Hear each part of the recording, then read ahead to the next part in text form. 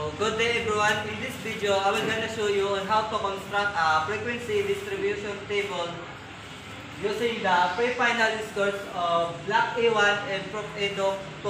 But first, we need to arrange the data using the stem and leaves. So, in stem we have the numbers 1, 2, 3. So first we have the scores 8, 7, 9, 7, 7, 9, 7, 7, 8, 6, 5, 3, 6, 5, 7, 9, 8, 7. The arrangement is we have 3, 5, 5, 6, 6, 7, 7, 7, 7, 7, 8, 8, 8, 9, 9, 9. The total is 18. So, second we have 7, 7, 5, 3, 0, 7, 2, 3, 2, 4, 2, 3, 3, 0, 0, 2, 5, 9, 1, 9, 9, 3, 6, 0, 7, and the arrangement is we have 0, 0, 0, 0, 1, 2, 2, 2, 2, 3, 3, 3, 3, 4, 5, 6, 7, 7, 7, 9, 9, 9, and the total is we have 25. And the last is we have 0, 0, 0, the arrangement is 0, 0, 0, 0, and the total is 5. And overall total, we'll take the final examination, we have 48. So before we construct a frequency distribution table, first we need to find the range, class, and class interval. So in range, in finding the range, we have the formula highest value minus lowest value. So since the value of our highest value is 30 and the lowest value is 13, so 30 minus 13, so our range is 17. So next is the class. So the formula in finding the class, we have 1 plus 3.322 log n. So copy the 1 plus 3.322 log. So Rn is 48 and the value of our class is 7. Next is the class interval. So the formula in getting the class interval is R over T. So since the value of R is we have 17, copy that 17, and the value of our class is 7. So 17 over 7. So the value of our class interval is we have 3. In getting the range, class size, and class interval, let us now proceed to constructing the frequency distribution table. Since the lowest value is 30 and the class interval is 3, let us add the class interval including 13, which is 13, 14, and 15. To put it simply, let's add 3 to the, which is the class interval, to the upper and lower limit until it reaches the class size, which is the 7. We're going to find the frequency. The number that belongs to 13 to 15, which is 3, 16 to 18 is 12, 19 to 21, 8, 22 to 24 is 10, 25 to 7 is 7, 28 to 31 is 8, 32 to 35 is 0. The number of the frequency is 48.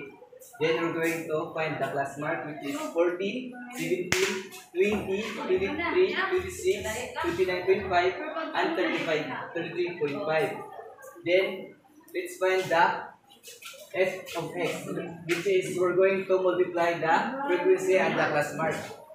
3 times 14 is equals to 42, 12 and 17 is 104, 160, 130, 182, 136, and 0. Then we're going to find this cumulative frequency, which is 3, which is by adding the 3, 12, 8, 10, 7, 8, which is 3, 15, 23, 30, 40, and 48.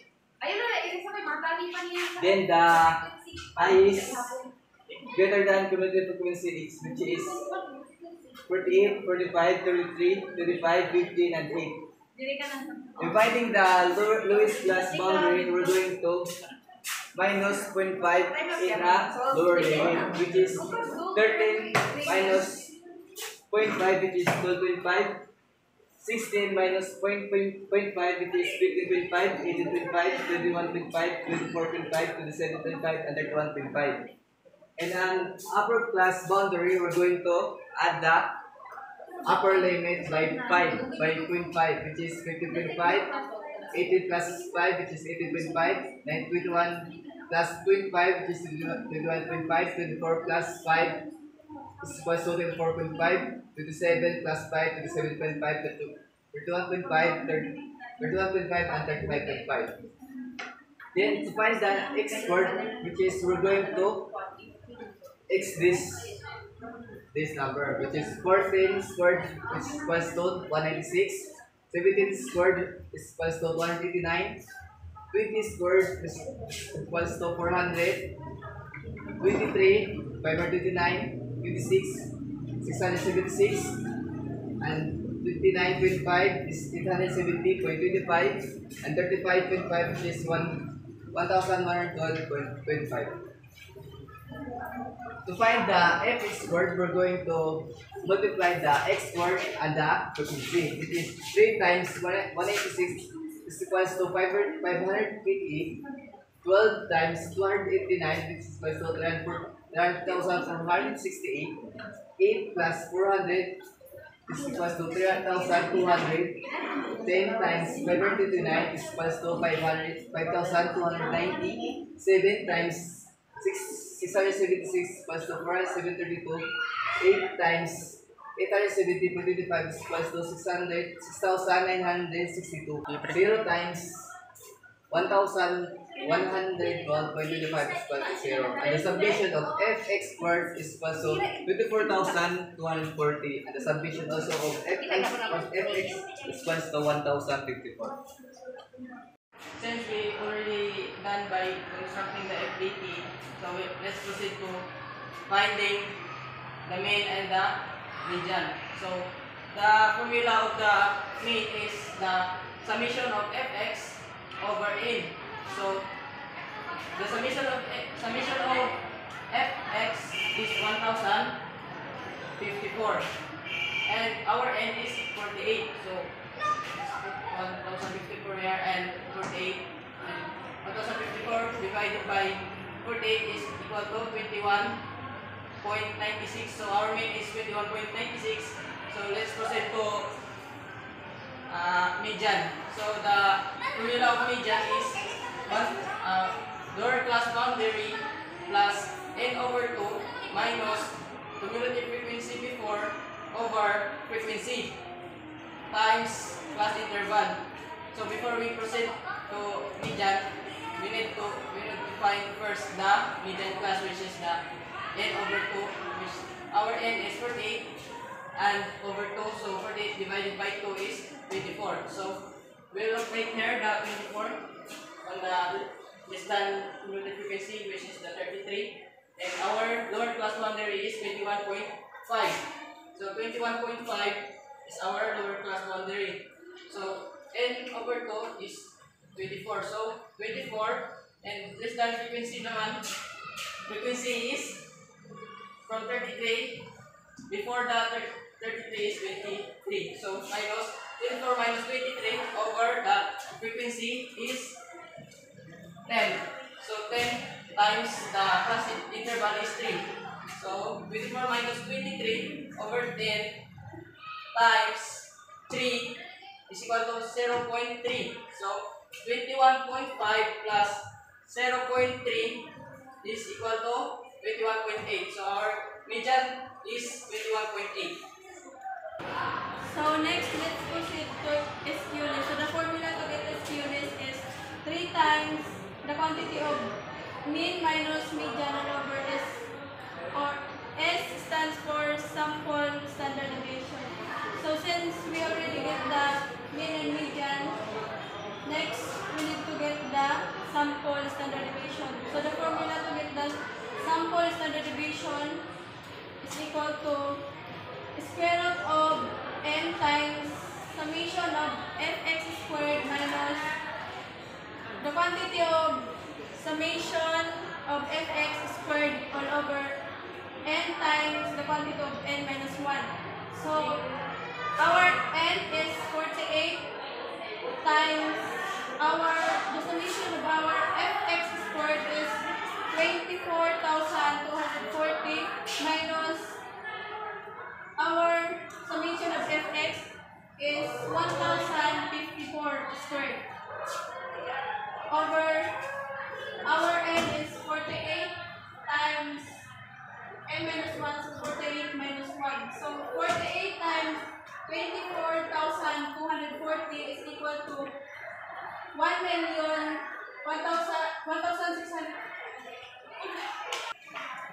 So 48 times 24,240 is equal to 1,163,240 is equal to 1,163,520 minus 1,054 squared is equal to 1,110,916. So 48 times 48. So 48 minus 1 is 47. 1,163,520 minus 1,110,916 is equal to 54,604 over 48 times 47 is equal to 2,246. So the square root of 54,604 over 2,156 is equal to 4.82. Let's substitute the value of mean, which is 21.96 minus our median is equal to 21.8 over our S is 4.83. So 3 times 21.96 minus 21.8 is equal to 0.16. So 3 times 0.16 is equal to 0.48 over 4.83. So 0.48 divided 4.83 is equal to 0.10. So therefore, our skewness is 0.10 and it is positively skewed. Let's proceed getting the value of kurtosis of the same sets of scores or data. So, the formula of getting the value of kurtosis is quartile division over the percentile rate.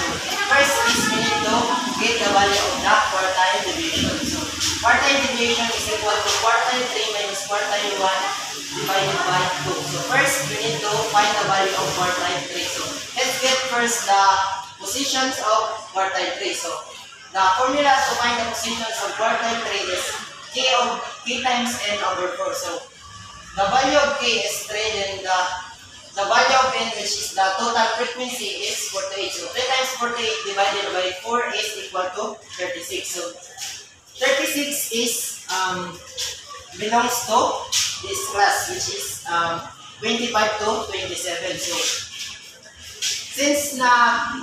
since we already know that 36 belongs to 25 to 27, so let's proceed to getting the value of quartile 3. So quartile 3 is equal to lower class boundaries plus the quantity of k times n over 4 minus class frequency before over the frequency of the class times the interval. So since 36 belongs to 25 to 27, so the lower class boundaries is 24.5. So 24.5 plus 36 minus the class frequency before, which is 33 divided by 7 times 3 is equal to 1.29. So 24 plus 1.29 is 25 minus 79. So next is the value of quartile 1. So the position of quartile 1 is 24. So 24 belongs to 22 to 24. So since that we already know that 24 belongs to 22 to 24 class, the value of the lower class boundaries is 15.5. So 15.5 plus 12 minus the class frequency before, which is